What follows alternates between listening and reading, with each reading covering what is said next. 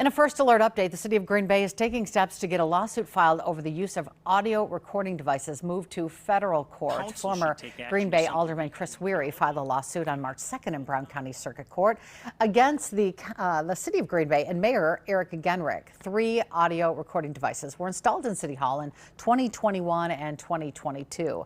The lawsuit contends the devices captured conversations without the consent of those being recorded. In federal court filings today, attorneys for the city say the matter belongs in federal court because it raises constitutional questions, namely the Fourth Amendment of unreasonable search and seizure. The city also denied any allegations of wrongdoing.